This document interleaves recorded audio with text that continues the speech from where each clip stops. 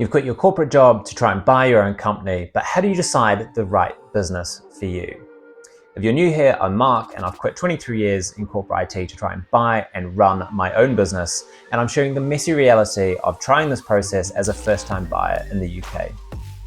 In my last video, I talked about a couple of frameworks that we can use to help us identify the right kind of business for us.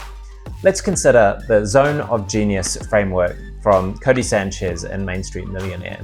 In terms of passion, my passion has always been technology. I've always loved computers. Ever since I was a kid, it's just been a thing that I'm good at. Even now, despite having been a project manager for the last 10 years of my career, I still have a server in my hallway and I self-host many of the services that I use every day.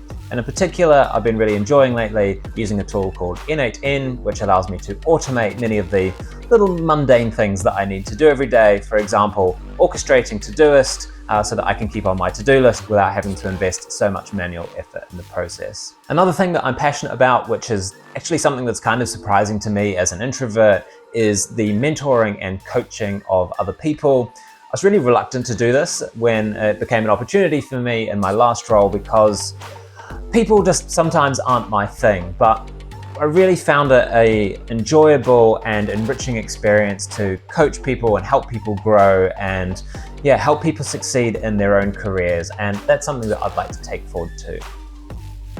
In terms of skills, I come from a technical background and I maintain an interest in technology, and that is a skill that I intend to take forward with me. But also, having made a conscious decision to move from technology into project management about a decade ago, that's taught me a bunch of other skills that are really valuable here. In my last role, I was a delivery principal, which means I am accountable for the successful delivery of projects within a client account. These are accounts doing tens of millions of business every year, dozens of people involved in these projects, and me being at the top of that structure, accountable for it all.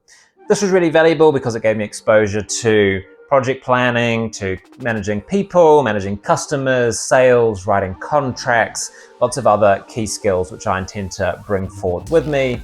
I've also spent a lot of time doing Toastmasters. Public speaking is a skill, and that is something that I would like to use as well. In terms of my network, I have lots of IT people in my network, having been in that industry.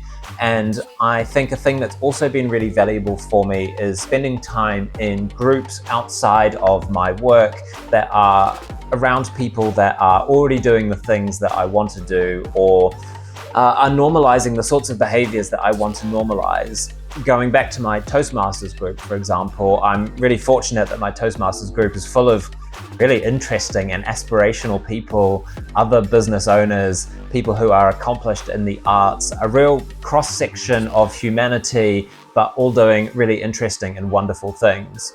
This has been really powerful for me as I started talking about this journey and looking at moving from corporate into having my own business. All of these people were really supportive and said, well, of course you can do this, and offered support in varying ways as well. And that's incredibly valuable.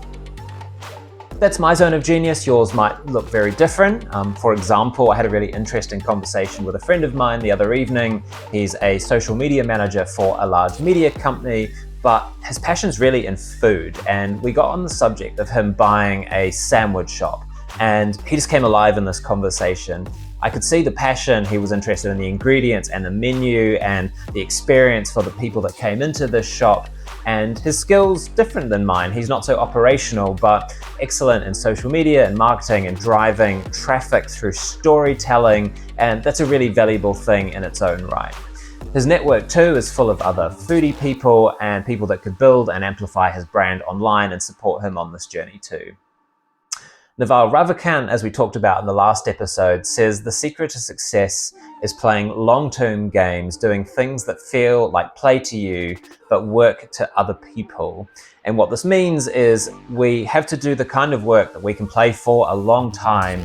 And the way that we're successful in doing that is thinking about the things that we find playful or things that we enjoy in our downtime. And for me, I love to read, I love absorbing new ideas and then applying those to the challenges in my life.